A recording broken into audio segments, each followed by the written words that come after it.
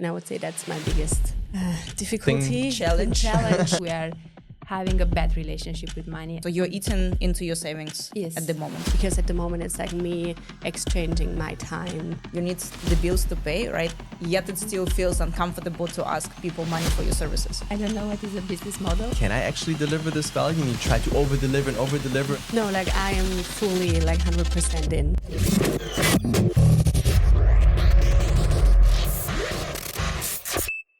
Hello. Welcome to Meta Startup Studio 100K podcast. And we are talking today to two beautiful ladies in front of us who have their own businesses. And we're trying to help them from our sides to understand what is maybe going wrong in their business right now, where maybe like the issues are coming from, to kind of dissect this process and also to give them some tips on how they could do it better. So my name is Olga. This is Karsten, my co-founder. We're co-founders of Meta Startup Studio. And our sweet spot is helping people to go from zero to first 100K in profits per year. So if you don't mind, ladies, maybe let's take a short round of introductions. Just tell us like a couple of words about like what you do, what's the business, and maybe tell us like what's the biggest struggle? Like what are you struggling with right now that you would love to get support on? And like myself and Karsten will just try to help you as much as we can. Yes, I'm happy to go first. So my name is Meanie Sophie, and I work as, like, I'm a coach for women to help up to bring their business into the world. It's really about like finding your passion, your mission, and how to overstep the limiting beliefs of like not good enough, not expert enough, to really bring that into the world, like when you're in a transformational phase of taking that energy and to really transform your life into a life that feels actually, like free, adventurous, and the life that, feels like a hell yeah. So what I love to do is really like bringing people together. So I host retreats since many, many years, and it really developed into a movement. It's called the Embodied Impact Movement. And there we really want to bring a business owner together and work from an embodied place, because it's so easy to get burned out, especially when you have your own business, when you're an entrepreneur. And to really have this moments of, coming into the body and creating from the body. And that's actually something I'm super passionate about and what I love to do. And I think my biggest mission is at the moment, I feel like I'm at the point in my business where I kind of step a bit more into a different niche.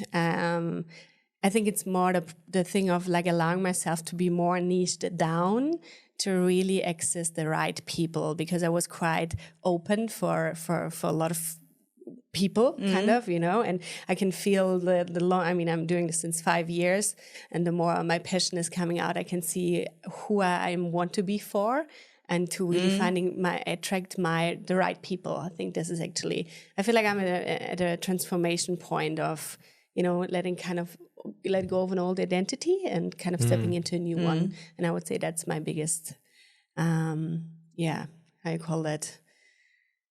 Difficulty? Challenge right now. Moment. Yeah, right now. Okay.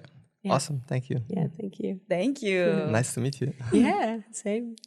So, Diana, do you want to go next? I have to go next. So my name is Diana. Thank you for welcoming me here. I will speak a little bit about our bigger project for the next few years, and then maybe I will narrow it down to what we are doing at this moment. So it's a bit like a family business with my husband. He is theater and art director. He worked many years in that, and I worked for 10 years as an eye doctor and surgeon, until I became a mother, where everything changed. Mm-hmm. So we decided to put together our skills and talents and make this project, which is for us very important, which is it's going to be in a natural space outside of the town, where we want to create a space with 3 main aspects. One is going to be a theater, like a classical theater, classical with performances, shows, marionettes and everything, with workshops for adults and children, with summer and holiday camps where you can combine artistic activities with being in the nature. Another aspect of it is one space of this nature or forest. We want to create an educational project with educators, like an educational setup called Democratic Education in Nature. Maybe more for older children, more than 6-7 years old, because I noticed that after that age, it's more difficult and they go more to a more classical educational environment. And the third aspect of it, which is more theoretic for now, is with my healthcare background. I finished a professional course of trauma-informed psychotherapy. Is an approach from Gabor Mate called compassionate inquiry. And I've already started working with clients, and I'm learning a lot of things which I would really like to implement them later in our artistic activities with adults and children, and maybe make a space with other therapists for retreats or group therapies in the space in the nature that we want to do. So these are the three main aspects. And my concern is, or what I would like to have some help is to understand how can I make it sustainable financially, because we do have the financial to start with to make the first investment for this, because it's like a big project, but I'm a bit fearful because I'm coming from a very pragmatic background. How can we do this really from art? Or it's not only art, of course, it's like a holistic thing, but I'm a bit fearful of not being able to do it sustainable financially. Awesome. Thank you for sharing and welcome. Thank you so much. Also, maybe before you I don't know, kick off the thing, just like on a scale from 1 to 10, like, because sometimes, you know, when we go into these discussions, at some point there's some hesitance to like take on certain points, or like how harsh, basically. My question is, how harsh can we be? And when we just say, you know, how straightforward, in case you're not like, 10. you know, like, from 0 to 10, if 10 is like super straightforward and like without any filters, and 0 is lots of filters, like which level would you? I'm Romanian, you can be 10 with me. Yeah, same German, you know, like we like it direct. Okay. Yes. Okay. Awesome. Nice. Thank you. Okay. What do you think? Like, whom should we start with? It sounds like Diana is in 3 projects, all at an earlier stage of development. Maybe money-wise, like, I don't know, like, you don't have to answer the numbers, but like, how financially sustainable is like your activities right now? Like, are you missing a big gap? Do you need to work on the side? Like, or is it fully sustaining you right now this way? And the same for you, because depending on where financially you're at, also that shows a little bit like where in the stage you are, if you don't mind sharing. No, like I am fully like 100% in, so it's sustainable, and I would love to have it more like a passive way of, because at the moment it's like me exchanging my time to money, right? And so I know to really step up to be like a business owner and not just an entrepreneur. Yeah. Thank you. So it's not really sustainable in our case. I think the moment, like after 2-3 years, when we're really going to have our own place, is going to be much better. Of course. But for the moment, we are very lucky to work with Jocos d'Arte, Ericeira, and so we are also very lucky to have also their public and to be known there. But it's not the same as having our own place. And I didn't mention, but we have a small child, so we are still not working fully on that. We are working half, so we can concentrate on the child, and it's going to grow up, of course, the child and the project. So to be very, very honest, it's not. Okay. It's not. So it's not yet bringing you the cash that allows you to sustain yourself exactly as a family. Yes. Okay. And this is great that you're saying this, because a lot of people, you know, they don't want to see this or accept this, or, you know, it's like lying to yourself, like where you are at versus, you know, and this is the first step. And so I think it makes sense to start with Diana, right? Yeah, I would it's more start with like Diana as well. setting the base, setting the foundations, setting up for like stability, whilst here it's more like, how can we create systems within something that seems sort of stable already? Right? Okay, so like maybe like just a couple of follow-up questions to like understand a little bit better, right? Because you said there is a project with 3 different kind of like aspects, or like three different components. Three projects almost. It's almost like three different projects under one roof, right? So in regards to like these three, are you working, because like you mentioned that you have some therapy clients already, right? Like on your own, and like there is also your husband who is the theater like director, right? And there is also the educational project in between. Which is for the moment the least present. The least it's going present. to be in some years. Yes. Okay, so like on the first two, which one of them is like kind of like further along the journey right now? Is it your own project with the therapy, or is it the one that's like your husband is leading? I think the theater project is the one that is actively bringing some money in, and because I'm in training, going to the second year of training, it's very good, of course, at what I'm doing, but financially it's not sustainable. So how many, like if you don't mind sharing, how many paying clients you have right now of your own? I don't ask for money. And this is maybe something interesting that I wanted to say. Both of us, me and my husband, have a little bit of a problem here. When we were working for companies or hospitals or so, we had no problem with money. The moment we are on ourselves, we are having a bad relationship with money and asking for money and, other thing. So I offer pro bono sessions because I really want to start to have the experience. And fortunately, we can still maintain our family for the moment. And I have in plan to ask for, in a couple of months, maybe when I'm finishing another part of the training, to ask for money. So very sincere. No, thank you so much for your sincerity. And by the way, like, it's definitely that you're not alone in this. It's something that's like we observe over and over again, like when you work for the company is one thing, once you start working for yourself, and this barrier of asking money for your services, right? And like, and fully embracing the fact that, like actually you need to sustain yourself from this. You need the bills to pay, right? Yet it still feels uncomfortable to ask people money for your services. Especially right? So, in the beginning. Because later it's if you already have all the success cases and you feel confident and it's worked before and people paid you money before, it becomes very easy to ask for money again because it's like normal. But if you don't have all these success, I remember us starting out right in the beginning, it was just like, like, can I actually deliver this value? And you try to over-deliver and then you don't deliver and you're not sure if you can and you doubt yourself and you don't ask for money, of course. But that's normal in the beginning. It's even good sometimes to start with not asking for money if you don't absolutely need it in the very first few times, just to get confidence. That allows you then to be like, okay, my stuff works. I can ask for money for this. And also to get testimonials, not work for free and then not ask anything in return. At least ask a testimonial in video preferred, because it's the best social proof. Like if someone puts their face on camera and talks about you in a good way, it's much more likely to be true than a text, which I don't even know if they wrote the text themselves, right? So that's something that I think in the beginning is normal. So I think it's three projects. It's two kind of. It's two projects right now. And it's like.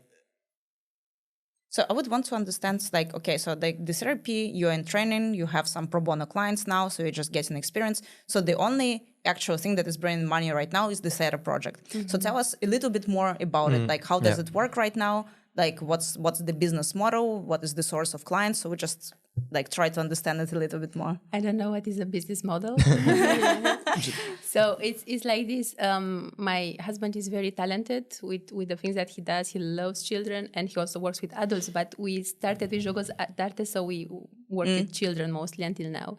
And I think much better on the organizational side, and I really like doing that. So I'm organizing, looking for clients, for the like communication. I did the Instagram, the webpage, the visuals, which I really liked. And I think it's the way we are helping each other. So he did since 7 months. I don't know when we started some workshops in the weekend, in the together with the mod. We did an art club together. We did a very nice stop motion movie with the children. They were super happy, and we realized, and the feedback was that there is a lot of quality there, and we were really impressed because we didn't know it can be so good.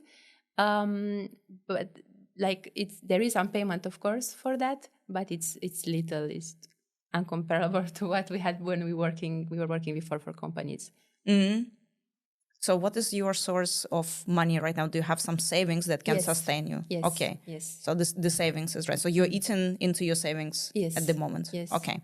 So it's just kind of like maybe to analyze also. So what worked until now is like finding a partner with the space and the audience that provides you with that like amount of clients that you have right now. Yes, and another thing that we have been doing is to contact the municipality of Mafra. They have a lot of projects around, and they were also very welcoming to us. But this is something that takes time, and we need the trust. And we were invited for the 1st of June children.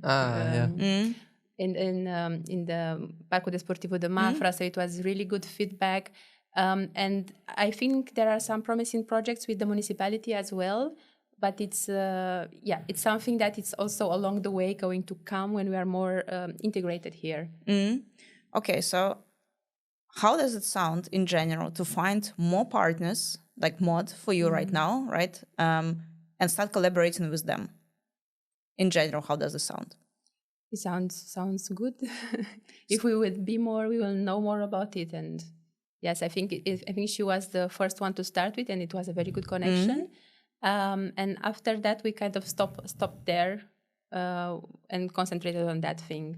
Okay, so this is like the first mistake I want to mention, and I think like a lot of people fall into this trap, including ourselves in the past. Yeah, it's like the moment you get like a partner, the moment you get some clients in, you start concentrating on what you have, and you forget about your pipeline. But this is not how it works. It's like you literally need to think about 50% of your time at all times needs to be busy with generating potential clients.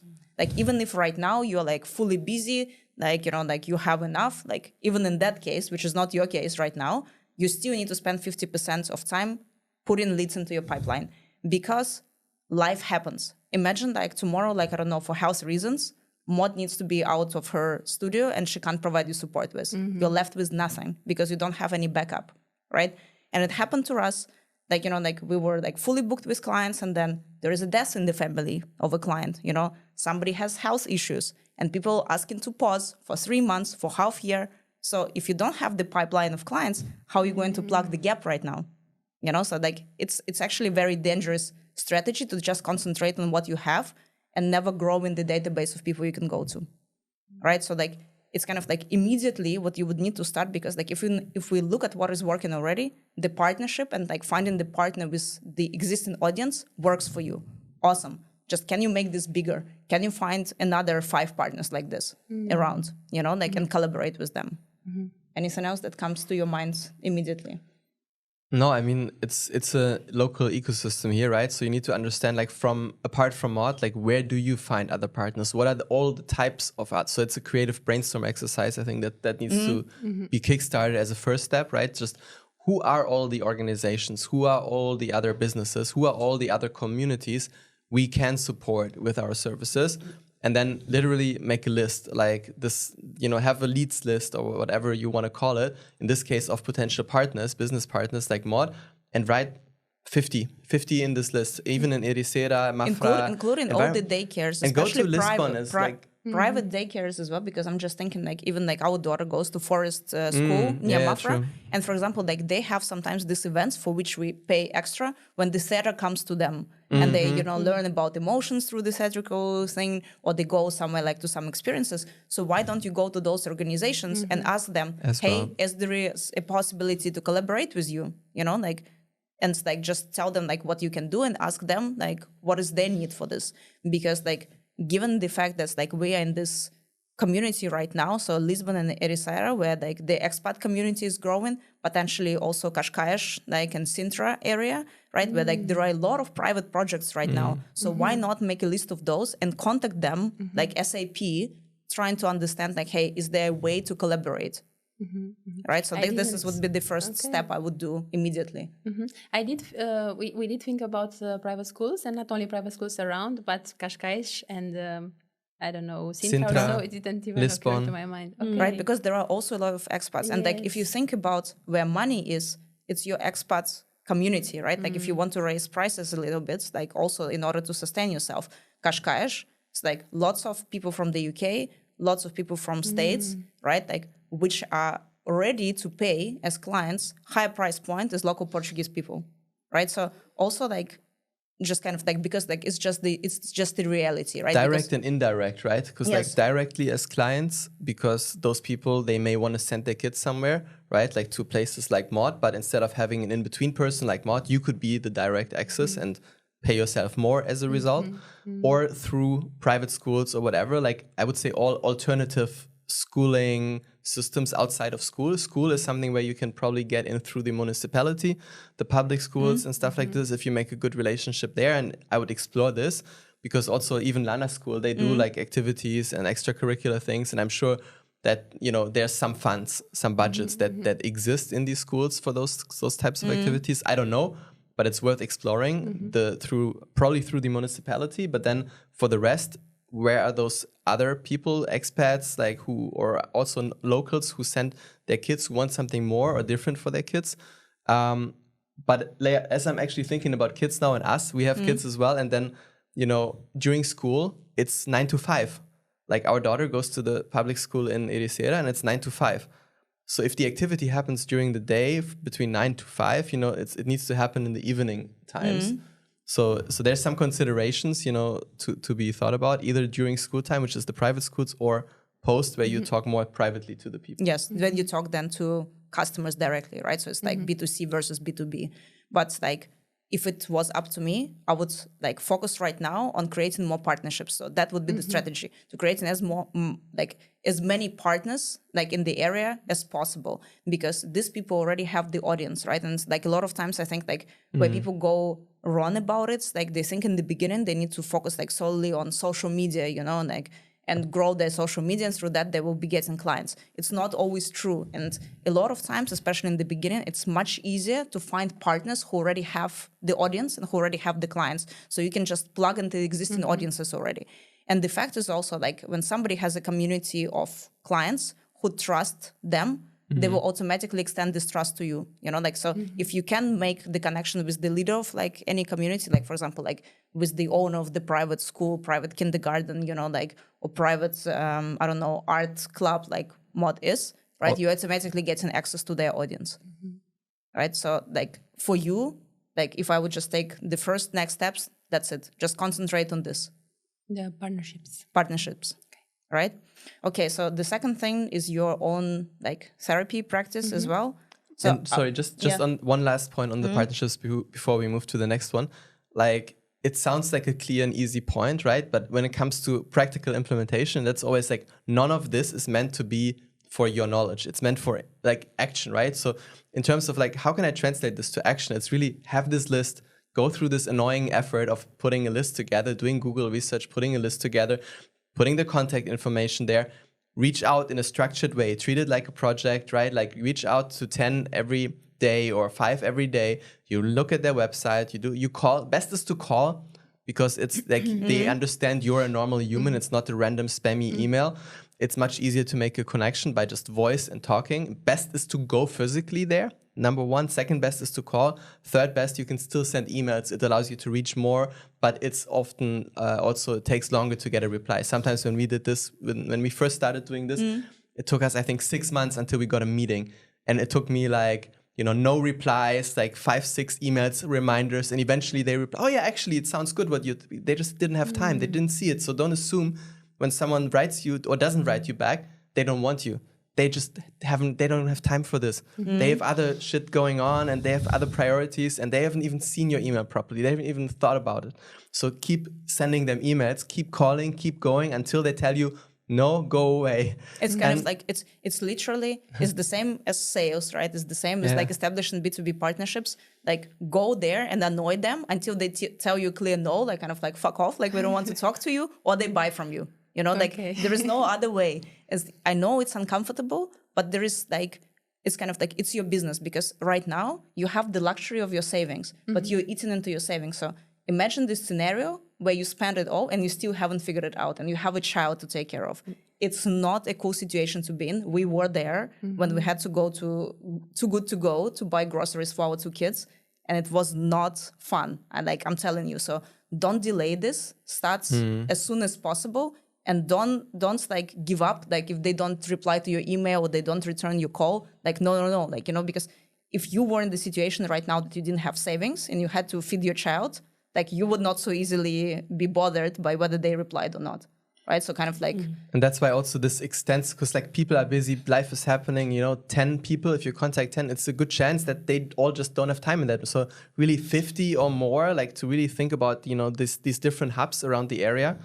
And you don't even have to go in and like try to be nervous and sell them on anything. It's just like, hey, nice to meet you. We're doing this projects. We're helping kids with this and this. You have, and then personalize your like thoughts a little bit before, like, oh, you have a forest school. So you teach kids, to get to know themselves or be in touch with nature. Like we help them be in touch with their creative or whatever, artery. So I don't know, whatever you're running. And yeah, I'm getting lost in this. So that's the relation, and we're looking for partners. We already have some partners that we worked with here. Like we look for more partners, and we thought of schools like yours could be an amazing partner to work with. Like what if any? Like I just would love to talk to someone who is like in this decision-making power to understand, to introduce myself, just to understand if there's any possibilities or if it makes sense, or maybe they know someone I could speak to.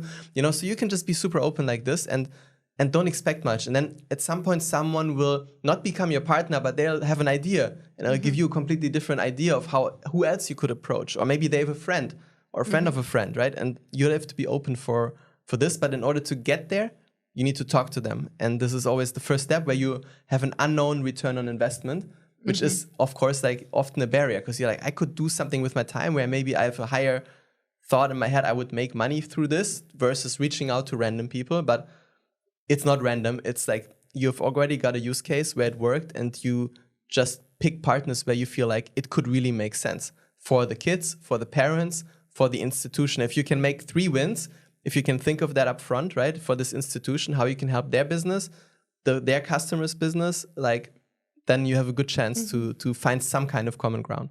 Yeah, like do this, really. Okay. We are building now our trust to start doing that, because we did it a little bit, but we need do it without the trust. Like Yeah. I also always say, like, sincerity is the best marketing.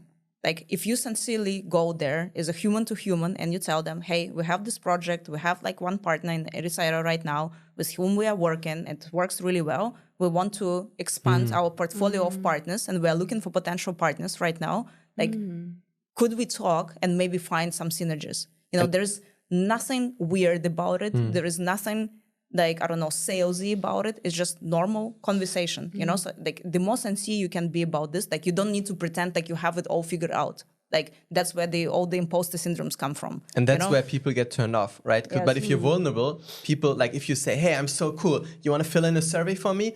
Like people are like don't feel like, but if you're like, hey, I'm struggling, I'm struggling, I'm trying to help a valuable cause, and I'm really trying to figure this out.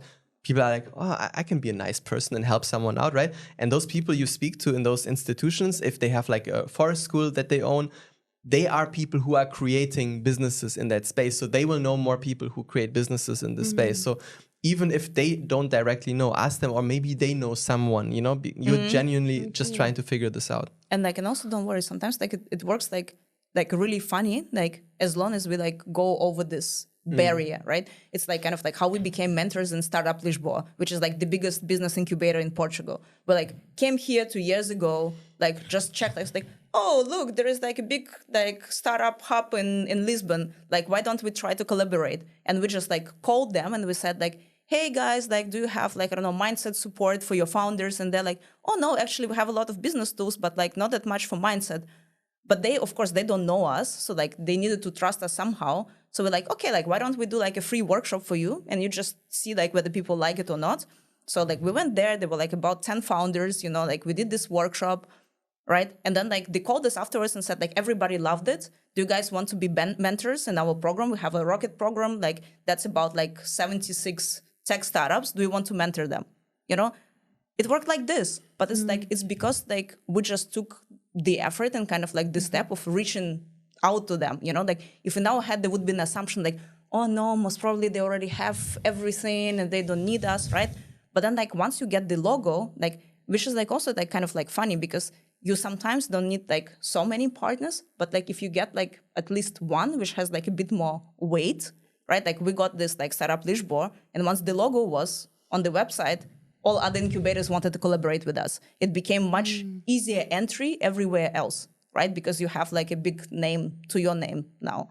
So if you are able to find like, I don't know. One for a school. Yeah, one for a school. Then you go like in Sintra, you know, where there are like a couple and you say like, hey, by the way, like we're collaborating with like 2, 3, 4, you know, like the more you get on the list, the easier it will be get others. Because, you know, like when there is demand, there is more demand, you know? So you just need to show like, okay, like we already have all these partners, we're looking for more, you know? Right? But you need like in order to get like, I don't know, 2, 3, 4, 5, you need to start somewhere. So you just need to start SAP. Okay? SAP means? As soon as possible. Okay. Now. Now. You have to be direct with me. Okay. Yes. Okay, Yes. cool. So I think Thank you. that's because if you go too many steps, it would Yes. be... No. So I think like for your therapy project, that's it. For your personal therapy project, I would start charging money. Like even a little bit, you know, like 20 euro, 30 euro, 50 euro. I don't care. Like I started 10 euro, like just start and then raise. Just start and then raise. Because like I think a lot of times it's better to be fully booked on a lower price point and create a lot of experience through that than wait until you get the experience so you can start charging higher price, you know? But like I was starting out like with my coaching, I started charging like 50 euro per session, right? Like over time it grew to 200 per hour, right? But it started with 50. And it's like, it gave me like, kind of like, you need to have this feeling that people would be stupid not buying at this price, you know, because like, and you can, again, sincerity is the best marketing because you can reach out to all of your network right now and say, hey guys, by the way, that's how I started. That's just the example of how I did that. I had like first module of coaching study. I reached out to all people on WhatsApp. Everybody had contacts saying, hey guys, I'm doing this coaching study right now. I learned some tools and I want to practice. Who wants to be my lab rat, right? Kind of like what you're doing right now. So you're taking clients pro bono. From these clients pro bono, like I started getting first paying clients. Then I told everybody like, hey, I'm doing this now. Like I'm coaching people, like more or less anyone on anything. Do you know anyone who needs support? Like, I don't know. And I was taking everyone in the beginning. You know, like, doesn't matter. People will come and like, oh, I'm bullied at work. Yeah, okay, come. Oh, like, I broke up with my boyfriend. I need coaching. Okay, come. Oh, I want to become from, like, I don't know, senior director, vice president in the company. Okay, come, like, I'll coach you, right? So I was, like, taking every possible job there until I figured out, like, okay, like, this is the niche I like the most and gained enough confidence through experience. Like, actually, every time I work with people, they get results, right? And that gave me the confidence to, for one, narrow down the niche and start charging higher price point, right? But it's like you don't need to wait until you become, you know, like more like, I don't know, an expert in what you are doing right now. What you have learned is already enough to help someone. So of course you're not going to charge them the full price, but I will really challenge you. Start like 20 euro, you know, like people will be happy to get therapy support for 20 euro because usually that's not how much it costs. But start getting experience and just allow your brain to see there is some money that can come from it. It will make it easier. Okay? Thank you. I will really challenge you on this. Okay. That means you will ask later or what? Yes, like yes, Okay. yes, like actually like I've like maybe like we'll park it for later. You can think whilst we talk to But Sophie now. interviews? Because again, it's like I'm trying to think practicality I because already started some interviews, as you advised me many months ago with some others, and this is going well. But I just stopped because I concentrated. It's a lot of training that I'm doing, so I did some interviews. I stopped, and now I'm taking them back. It's like a very slow process. But it's a second list, right? Yeah. Next to the theater list, you have your potential clients list, which is in your network. Just go through your own network on Instagram, whatever, where you know already people are struggling with something that you can and want to help with, and ask them, hey, would you mind to do an interview with me? And we talked, there's certain standard questions which will eventually give you, in their words, what are they struggling with? What do they wish they had to support themselves with this? What are the results if they received all these wishes? What would be the result in their life if they solved all of this? They tell you what format would be their preferred format and what price point. And it's a sensitive question. It's important to do these interviews in the right way. So they tell you the truth and not what you want to hear, right? But if you have this data now from a few people, you can see common denominators. And even if you don't see common factors, everyone you ever interviewed, like I would challenge you to go back to everyone you've already spoken to and make them an offer. And it's always a bit scary, but it can be without emotional attachment. It can be just your process. You know, they told you they want this. I don't know if you followed the interview questions, and I can resend this to you, and we can leave this below the podcast episode in case anyone wants this. But it's basically some standard questions. And if you follow them, they will tell you these factors. And then you can make them an offer. Even right after the interview, you can go, oh, you said this, this, and this. 2 hours later, you write together like, okay, if they want this, I could do this. Maybe I would do 6 sessions. They want this price point. I would, you know, how it makes sense for you pricing wise, how you think it makes sense based on what they said as a price point, right? If they say I pay €100 for 5 sessions, which is €20 per session, but then you charge them €60 per session, it's a big gap to what they said, right? Then you can either give them less sessions, or you need to reduce your price and just look at it more as a business development or confidence learning for yourself. But you need to adjust your service to the individual responses from the people, and then work off that list. Make yourself a weekly target. If you don't put yourself any targets, life just happens. Like the baby, the husband, this, the that, not feeling well, like sick. But it's like, I think like in terms of like mindset here as well, right? Because like we can't treat business like this. Business is a business. And it's like sometimes like what works is to imagine your business is your baby. If the money is not coming in, you're not feeding the baby. Because sometimes people say like, oh yeah, I was thinking about it, but like I haven't done anything. Like, thinking about feeding your baby doesn't actually get the food in the mouth of the baby, right? So if you are not feeding the child dies, right? So, and it's the same. So like if you would treat your business this way, would you be like this? Oh no, like today I didn't have time to feed my child. Like I was too busy doing laundry or something. Like it can't be. Like it will never happen. So like if we take this approach to the business, which means we really need to commit. Like it is work. And I think this is the key word, and something that also when we first started, like she was quicker on that journey mindset wise. For me, it took a bit. I was cutting myself slack. I was, coming out of corporate. I was tired. I was almost burned out. I have kids. I have this. I have so much stuff I need to deal with, and it's never enough for anyone. I'm tired. At least I need to take care of my health. I should sleep on time. Today I will not finish this. Tomorrow, I'm again still so tired. Not today. And then a week passes. Then something bigger happens in your life. You forget about the whole thing for another week or two. Then, oh yeah, I was doing this thing. And eventually months pass, and you don't really progress. Because it's not this 100% dedication and commitment. Like, I'm doing this and I'm going to make it work no matter what. Like, it'll work. And this it's mindset. Also like putting yourself a little bit of pressure, because like Carsten said, if you made the list and today your target was to contact 5 daycares, and 5 creative centers, right? And if you only contacted 3 of them, it means that tomorrow you have to do more, right? It's not like tomorrow you're only gonna do 10. No. Like from yesterday, you still have 7 left over. So today you're doing 17. You know what I mean? Like it's not like, oh, like today, like something. It's like doing the dishes at the end of the day, or whatever you do anyway every day, where you're like, okay, I don't want to do it now, but I want to wake up to a clean kitchen tomorrow. So I'm gonna do this now before I go to bed. And it's the same with the business, right? Okay, I've reached out to 3.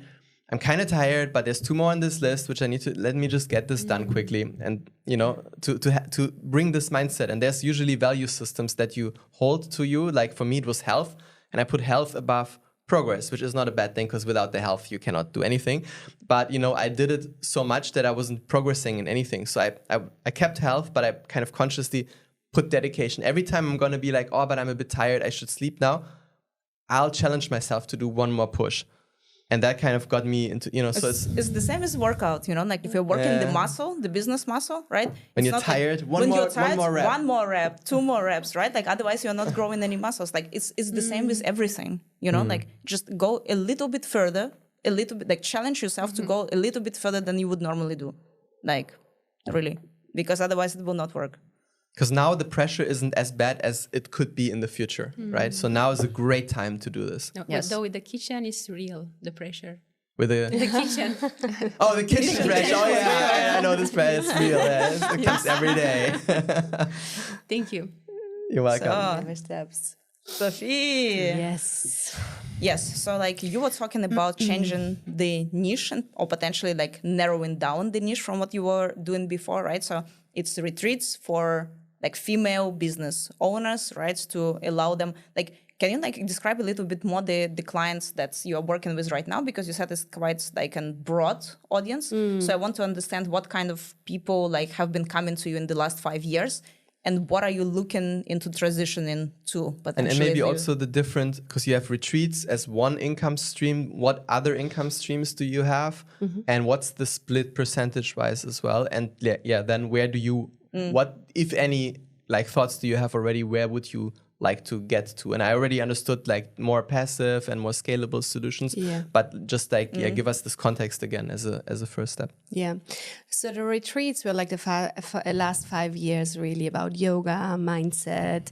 And like I partnered up with my partner now and we created that movement. And it's really more about now going into retreats for business owners. Are we really thinking about going more also into the corporate world and bringing like embodiment into the corporate world? That percentage wise, I would say that's 30-40% from Even now in the corporate world already? no, or not yet. Like we had just had like a summit here in Portugal for business owners, like female business owners or entrepreneurs, women who already have their business or are just starting their business, and they came like from all over the world. And I really like there is a movement starting at the moment because like the last 3-4 years, everyone was starting their business. They did it like alone, like the strong independent woman, and like we are burned out. We need like support. We need to team up, and this is like the movement. I feel very called to go more into this direction. And coaching wise, I work with women who are starting their own business, they who like come from the corporate world, who feel like, okay, this is not my path anymore. I want to start, right? So how do I set up my business? How do I find my voice? How do I start up a business kind of? So this is like my biggest piece of the cake, I would say. I mean, okay, let's say the retreats are 30, the coaching is like 60. And then I also have, like programs or a membership. Like I have a membership for people just to stay in a community of women who really want to make a change in the world. And like occasionally I drop programs. I haven't done any program at the moment. Maybe that's also something I should think about more. But yeah, that's kind of the other part. Okay, so so a membership program, a one-on-one coaching path, and a retreats.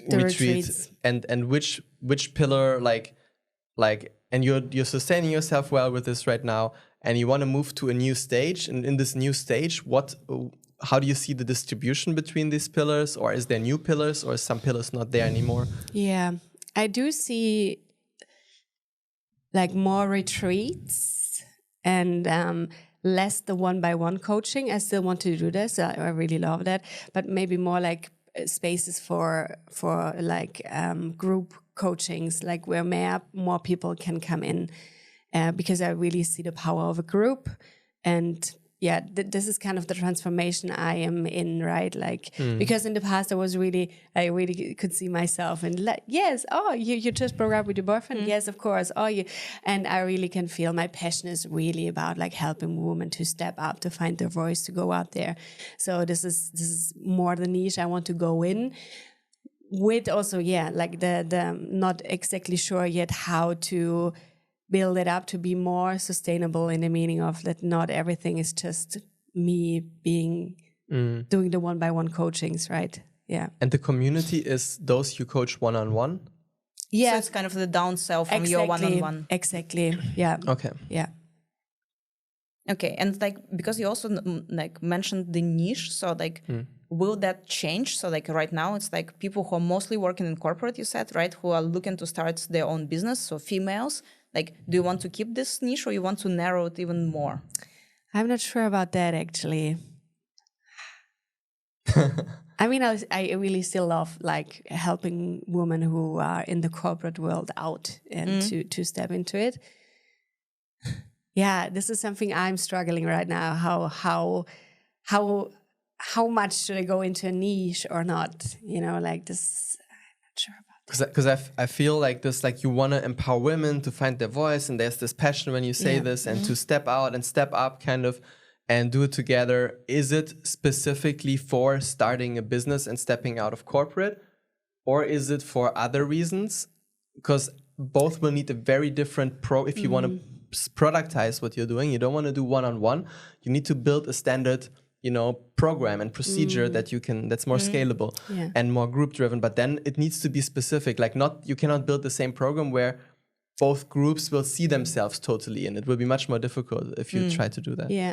I mean, what I'm really passionate about is like the limiting belief work. So I think it's not the same ground for everyone that they left the corporate world. It's more like the limiting belief work of I can't do this. And it doesn't matter if you're coming from the corporate world or you're like already in the business and thinking of I cannot do the next step. This feels kind of the ground for everything, the limiting belief, like stepping over your fear, working with your emotions, like really embodied, and with that coming into the next stage, whatever that is for you. Give me some examples of the most common next steps that your one-on-one clients so far are like stepping into. Yeah. The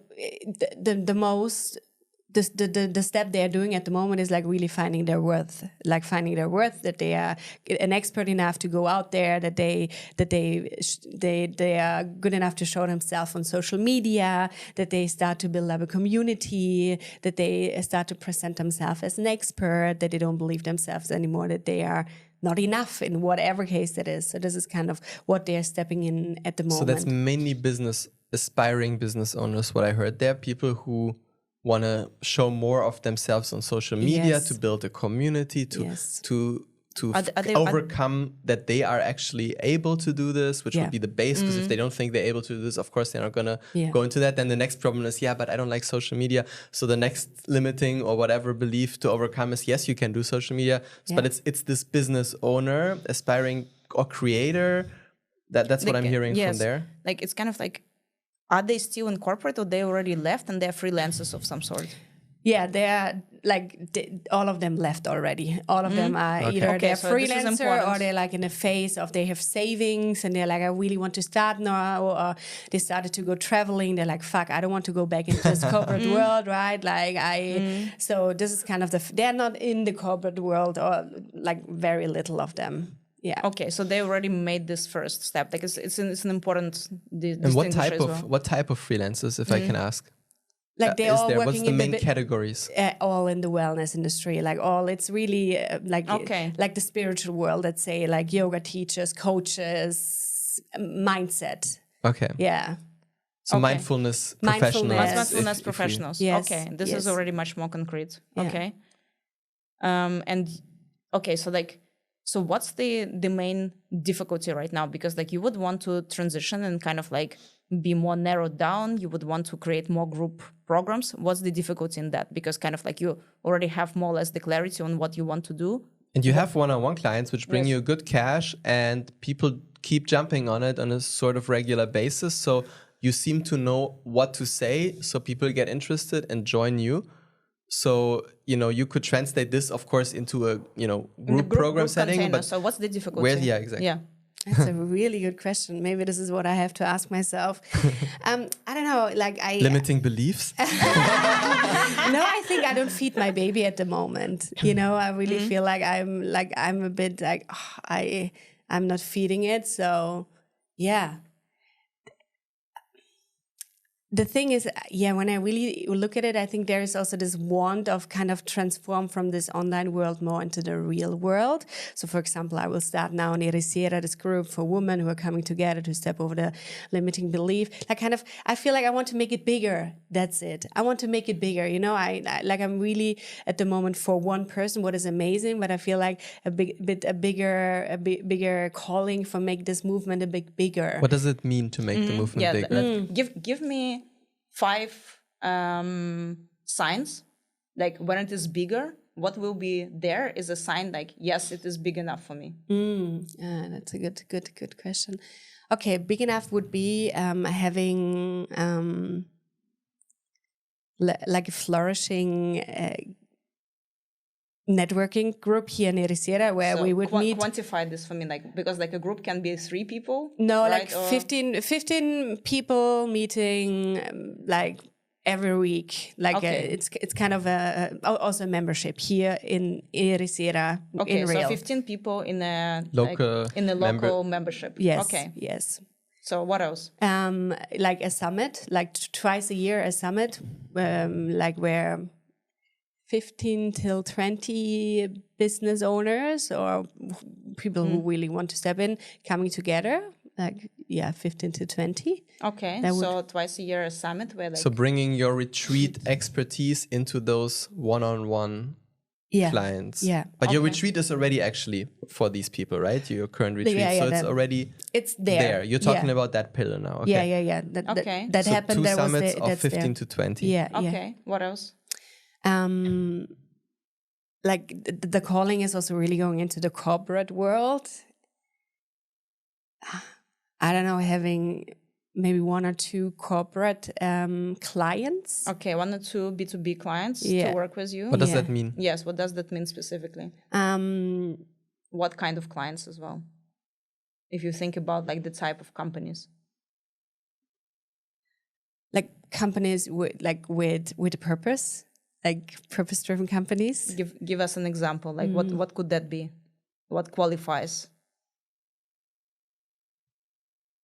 I mean, wanting to do something good in the world. Like, I don't know, like if a sustainable fashion, for example, or a nutrition company, something like this, or I don't know. Okay, so cigarettes and alcohol. No cigarettes, no qualify. alcohol. Okay, good. No Then- fuel. Okay, I have more clarity. Not Nice. McDonald's. So no. what would it mean also to collaborate with them? In which way? Like what would you want to do for them?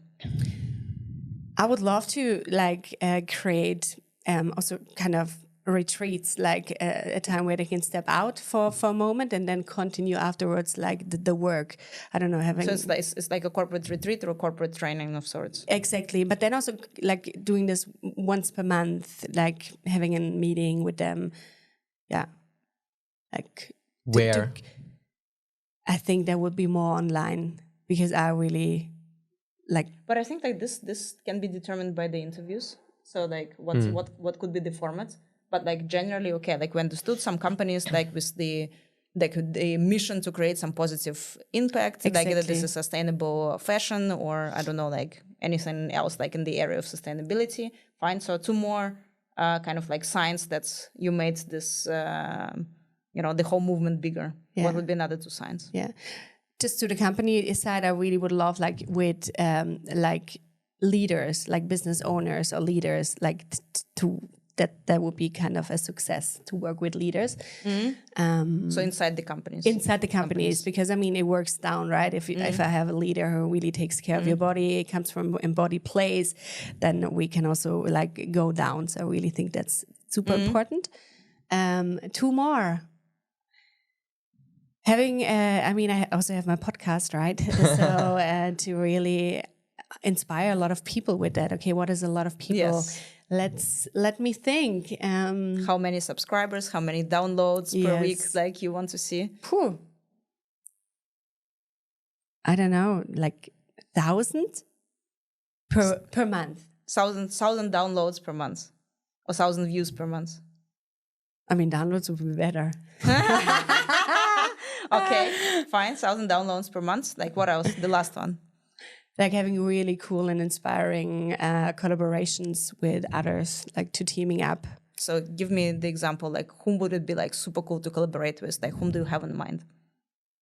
Must be someone on your mind with whom you would like. Oh, like it would be so awesome to collaborate with this person or brand or whatever that is.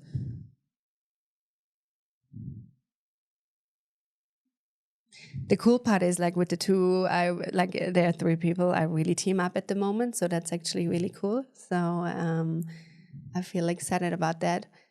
But I feel like someone who is already in the game and who is doing it. I really got inspired by you when I was listening to you. I think you are really inspiring. So I say that you too. Okay, awesome. Thank you. Right. So I think like it's kind of like Sophie as well. Like this sometimes like a lot of like we're not taking the steps because we haven't quantified them. We don't understand, because like it's abstract. Like because you're saying like, oh, I really want to make this movement bigger. If you haven't quantified and you don't know like what specifically like you're looking at as KPIs, like how can you proceed, right? Because you don't understand. And it's kind of like you need to quantify the point A, so where you are at right now, and the point B, right? Because then you will clearly see the gap. Right now, like for example, like I don't know, if the podcast needs to be 1,000 downloads per month, how many are right now? This is the thing, I don't look at the numbers. Here we go. I actually already noticed that. So when Carsten was asking me about the split of the business, and you were like, oh, this is roughly like some 10%. I was like, oh, like here we go. Like we're already not looking at the numbers, right? This is business, so you need to kind of like really look where like the people are coming from and where the money is coming from.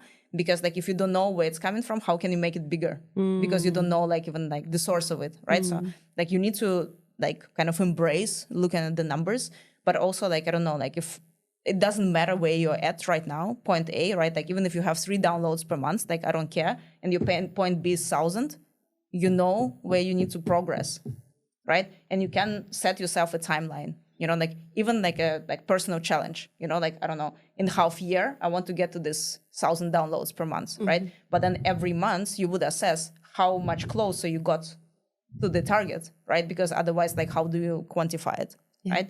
So, and it's like with every single thing. So if you said like, okay, like it would be really cool to have like 1 to 2 business partnerships, like with like, I don't know, B2B companies, awesome. So make a list. So same thing as for Diana, not much difference.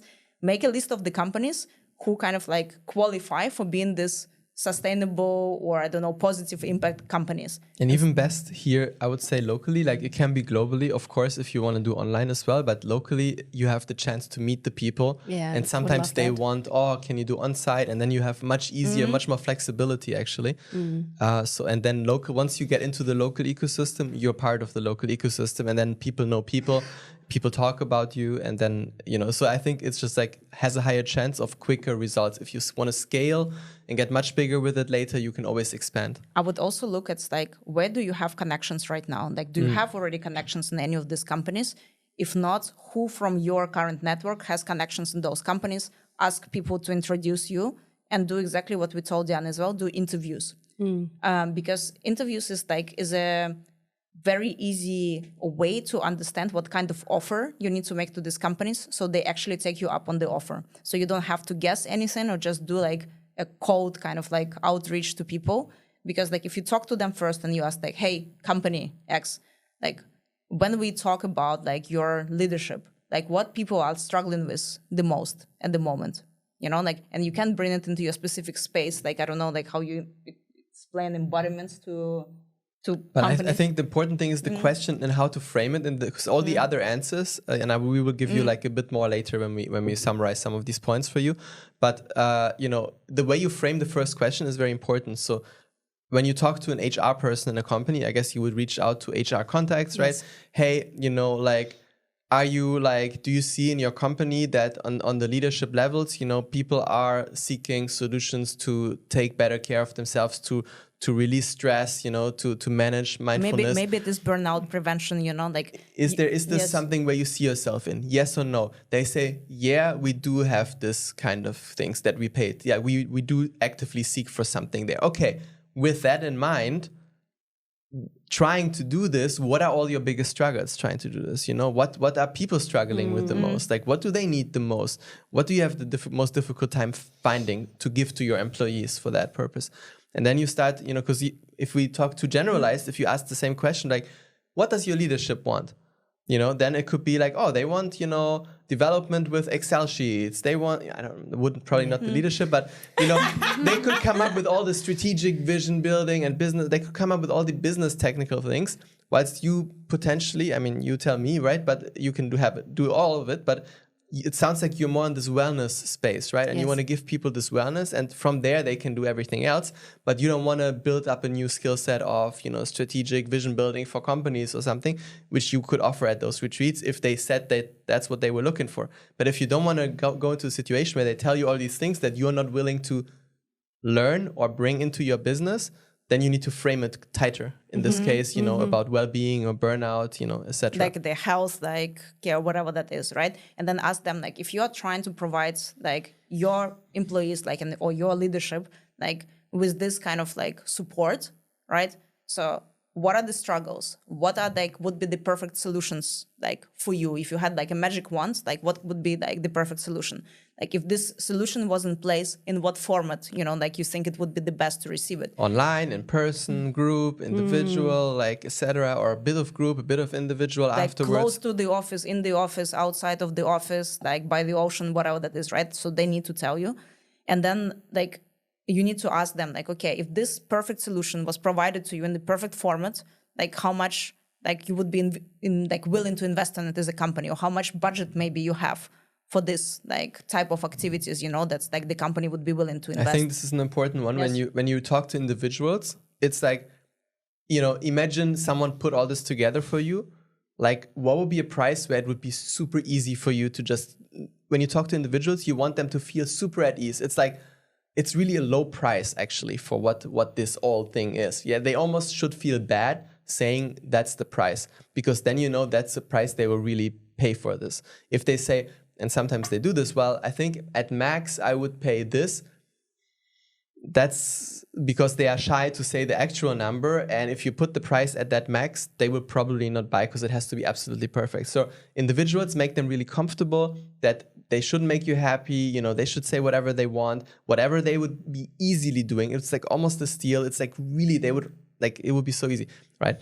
So that's how I'm telling you this so often now in the same kind of or different kinds of ways, because that's what you would tell to them in the interview. You really need to run this message home to them, that they feel at ease to say a ridiculous number that they are shy to say normally. Because if they tell you the fake number, you put the offer out there later, nobody buys because Yeah, you they make it haven't told difficult you. for yourself. You mean with individuals? With individuals. Now, when you talk to companies, it's more like budgets. There's budgets in companies. Yes. So then you would ask in the schools, potentially it's the same, you know, like what budget do you have available, you know, for, and a good thing is always to ask for similar types of projects you've done in the past. Because if they've in the past spent X amount of euros on something like this, they will probably be able to get X amount of euros again now. Sometimes the decision maker, if you speak to someone who's also the decision maker, who's knowledgeable, they can even tell you, okay, if this is the offer, if you put all this, I could decide to put this much money against it from my budget, Yes. right? But sometimes they're not the final CFO decision maker who allocates the budget. They just know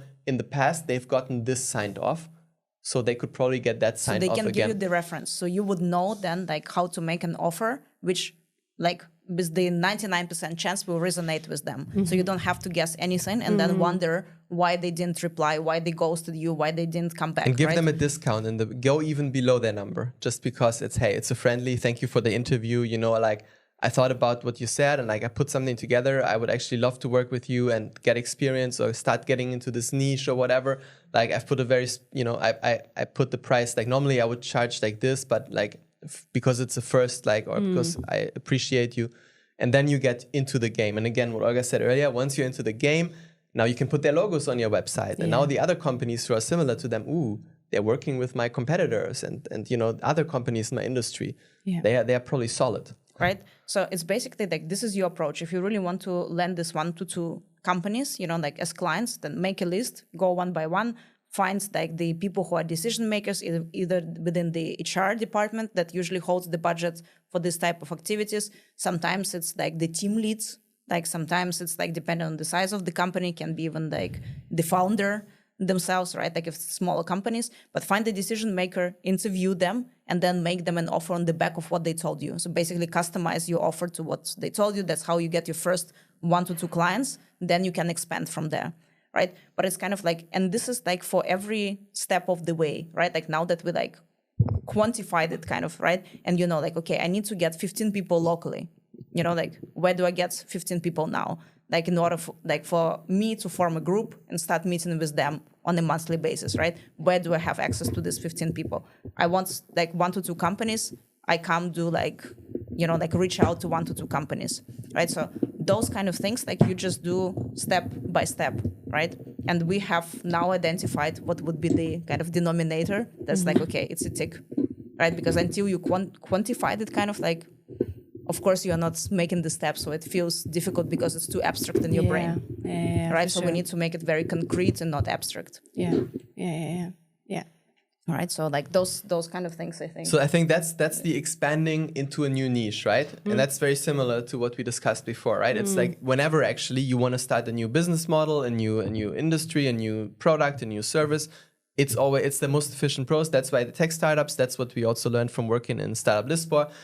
That's what everyone uses in the tech startup industry. Why? Because they have to very efficiently test if what they got going makes sense, and they want to build something that is likely to make sense. So they interview people, and they're forced to interview 100 people in the tech startup world. You can interview, if you niche down enough, corporates in, the certain specific industry, even in the sustainable fashion industry. That could be like one, and you interview 10 in this specific industry. It's very likely you get very similar feedback, and you can make something tailored that works very likely, very quickly. If you talk to one in the fashion, one who does like, I don't know, like what is that? It's like one does nutrition, one does fitness, one does sustainable cups, and they are quite different still. Even though they all do good, they're all more purpose driven. But you may have to interview like 50 to get to the same understanding, right? So really pick one specific and start there, because it'll be much faster. And pick the one that you have access to. Yes. Like don't overcomplicate your life. Look through your network. Like which companies do you have like somebody working in that can connect you with the decision maker, with the relevant contact. Like go from there, go from your network. Like just look at what you have there. Yeah. So I see that, and that's B2B, right? Business to business, and it's companies, and there's money, there's budget. So I see how you can increase revenue streams, and often you can get more money per hour from a company versus from an individual. So I see how that feeds into your vision, because I heard that out from you before, right? How can I do what I do, financially speaking, also in a bigger way with less effort necessary, or less relying on me all the time? So B2B and corporate clients, that can be one route to support that process. On the other side, the one-on-one clients, we didn't really hear this in the vision, I think, unless I overheard it. But it's like the membership together with the one-on-one clients. Like I know you said, okay, retreats, 2 summits of 20. I don't know how many summits you do now or retreats, but it didn't sound like it's going to be that much more than you do right now. So I haven't heard how you're going to monetize this or how you want to monetize this in an easier way. You said groups, maybe something more in groups. So we heard like bring it more to the like locally and creating like a community of 15 people locally. An additional version of it locally. Okay, yes, true. And then beyond that, are most of your clients from local or from abroad? All of them are from Germany at the moment. Yes. Okay. Yeah. But what I see is, now I'm here in Ericeira and talk to so many people, especially women, who are like, oh, I'm a freelancer, but actually what I really want to do is this, but I don't know. So I really see like actually my customers, they're sitting in front of me every day, and it's painful to watch that so many of them really don't do it. So I'm like, okay, I want to actually be where I am right now. So it's here. Yeah. Okay. Nice. So your main thinking is, I want to grow this bucket by creating a group form locally. I don't want to build something digitally to grow my German audience in a more groupy way. Or would you want to do that as well? Because that would make sense. Yeah. I mean, like, there's a different question whether you would want it or not, but that would make sense because you have already client base of one-on-one clients. What I would do, use the same freaking approach, take interviews, go back to your one-on-one clients and ask them as the next step, potentially. Like if they worked with you already, as the next step, what would they want, like, help with? And build your next follow-up project for this. See if it's possible to create this, like, more, like, I don't know, like as an info product, like it's maybe online, right? Like just pre-recorded, like, or something. Like that's these people who already trust you would be willing to buy. Maybe it's the next stage from where they came from right now. Yeah. Right? So go interview them. There's a high level of trust in you. Create them like a follow-up offer, and you can try already to look at it like, hey, how can I make it like more as an info product that would create more of a passive income for me? All right, like a program or something what is already recorded, and then they can go through this because of course at one point I'm at my max, like I don't have any capacity. I think this is where I am right now. I'm like, I cannot do much more. Like I'm a one-man show, right? Exactly. So like maybe talk to all of your customers and ask them what's the follow-up project and create it for them. I think there's two things there, right? Because like you said, they come from wide range of scenarios, right, into your world, and they all want to overcome the same thing. They want to overcome limiting beliefs of doing something they actually want. Yeah. They kind of know they want it, but they're not ready to go the steps. So you give them accountability, you coach them through this, and you get them to make changes in their lives towards where they want to go, which is awesome. But there's lots of different versions of that. So I feel like if you interview them, for each individual, you will know the follow-up step. Maybe you see there's some common denominators, maybe. But if someone wants to now make, okay, I've decided I'm going to go for this other niche in my own business or whatever, like they're stepping into that. So probably the next step is something within that journey or another area of their life. Now my business stuff is sorted, I'm going the right way, but my relationship, I also cannot overcome the current, status quo. Could be that, right? But I see it potentially difficult to create a common program from that. Maybe not, right? Interviews will tell you. So if you want to be more sure of if you want to build a group program of sorts, it's like people at similar stages who've worked with you, who are now at a similar stage as a result of working with you, and they don't work with you now anymore, but they are like left alone. Like it's the worst thing you can do to leave them alone in the work, because they'll buy random stuff or they will forget about the work they've done, even worse, and go back to their old patterns, right? So now that you've made those first strides, like what would make it even easier? What would support you even better now, like on these next steps? Now you've done this, but you need to pick those similar people, interview 10 of them who are similar. Again, and mission down makes it easier. And so, then you can within build like the pool of clients that you had until now, like trying to find the ones that fall into the similar niche, right? That's like a very similar. In the worst case, you can re-sign them in a one-on-one basis if you don't see that. And I would still encourage you to do this, because if you do it with 2 or 3 people one-on-one, you can see how the process went, and you can package that up for everyone else in that same stage and make it a group version. And completely passive is also something we would love to have. Completely passive, everyone wants the passive income and just chill and do what they love, but it's not as easy always. You can have it down the line, you can have it through pre-recorded stuff, but that also often, especially in your limiting belief system world, I'm not doing this now. Watching some videos that teach me my belief systems can be different, I'll probably still not, because the human pressure of a coach being there and like, hey, you said you were going to do this. How, even just for not disappointing you, they will do it much more rather than watching. So there needs to be this continuous element probably in there like that, rather than passive, but you can think of outsourcing. And this is something that we took from a friend of ours who started actually Open Coffee on a wider scale, the networking event we run here. And he started in different cities around Europe, I think, right? Or even the world. Richard. And he was like, yeah, because I asked him at some point, like, how did you make these millions of euro companies? Like, what did you do? He's like, yeah, I was in a country where I couldn't speak the language. So I had to start business from the start using people, because I had to employ people who speak the language to do the business. I just had to think of how I want to help. Yeah. Then I had to get people to actually do the work, because I couldn't communicate. And I was like, not the advice I was looking for, but yes, actually bringing people in. Now we start bringing people in, and it's like for your example, word changes. Like we also have like a group program, right? And we're bringing in the trainers. So we're training the trainers right now who can take over, right? So for you, for example, down the line as well, it could be a pre-recorded course, but I don't know, like once a week, a coach meets with them. And it doesn't necessarily need to be you, but down the line, you can educate someone on your methodology, or take coaches from your school or whatever that is and partner up with them. So they kind of work for you to do this, right? So you don't need to be on those calls anymore. Yeah. So something like that, for example. Yeah. And I don't know how it is for you, but for me in the beginning, it was coming out of the corporate world, having worked within big teams and big corporate structures. And I was like, as simple, I don't want all this complicated stuff. I don't want people and reporting lines and organization, all of that. Like, I just want to have my own business as a solopreneur, which is cool. But, oftentimes you end up being a freelancer and you're still employed by yourself, you know? So that's it. So then switching the thinking, and what allowed us was this input from Richard, but then also this book, which is like 10x is easier than 2x.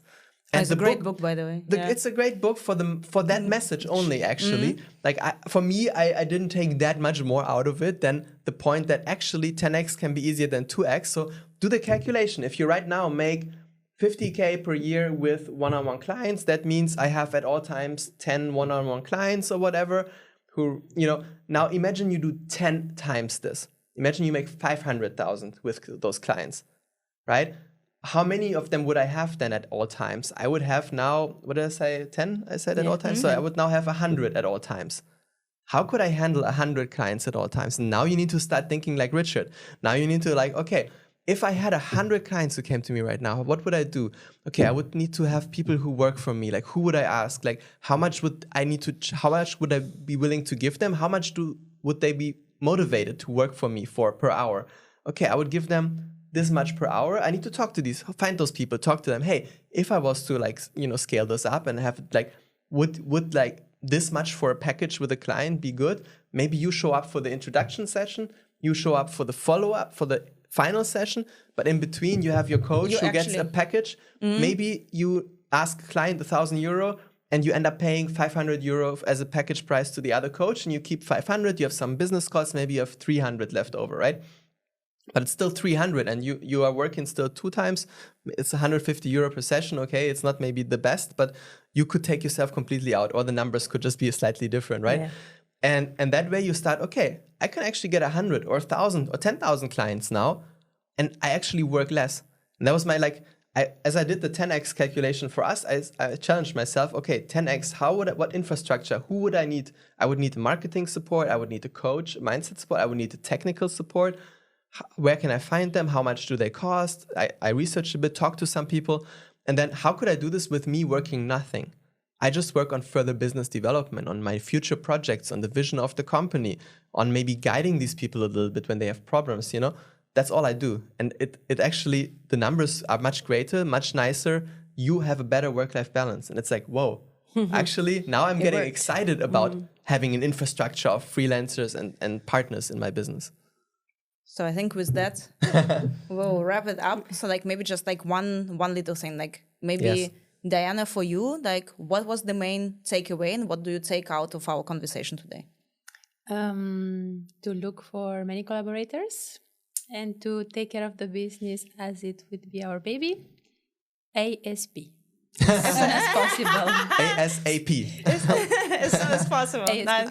Nice. And Sophie, for you? The part of allowing myself to think bigger, really bringing in the team, because what I really want to bring into the world needs a team. I cannot do this by myself. Also really treating my business again like a baby, and actually that I'm not really so far away from what I'm actually wanting to do. It's just kind of doing these little things of talking with the businesses and really allowing myself more to bring the structure in, so I can and my business can flourish in that. And looking at the numbers. Yes. And you can, by the way, employ the same interview approach to Edicera business owner women or people that you see here. If you see, it pains me to see her talking about this, interview. You don't have to be salesy, just do a freaking interview. Ask questions, say thank you afterwards. And do you know someone else like you who I could speak to gather more data? And by the way, and those can be your first group. I don't know if you collaborate with them already or not. In Lisbon, there are 2 communities that I would encourage you to speak to. Is She Sapiens. I don't know if you know. No. I thought about them so much. Nina Simone, she's also German. Yeah. So might be a nice connection. She has a community of female entrepreneurs. It's called She Sapiens. And there is also within Future Founders community, there are female founders. Amazing. So if you want, after the podcast, I'll give you the contacts. I would highly encourage you to collaborate with those as well. Yeah. That sounds amazing. And both of you and everyone, you can always use ChatGPT for brainstorm. It doesn't copyright the best yet, right? But for brainstorming, it's amazing. Use AI for brainstorming. Hey, I want to collaborate with non-traditional organizations like forest schools, this in the wider Lisbon, Mafra, Edicera area. What are the types of organizations that I could be reaching out to? Within each type, give me 10 with their homepage address, and now you can start putting your list together very quickly, and maybe you come up with new ideas. Oh, I didn't think about this organization, right? So really use it. It's there. It's powerful. Maybe don't write your copy with it, but use it for brainstorm support. Yes. Phew. All Okay, I think that's a wrap. Thank Yes, you. You did thank amazing. you.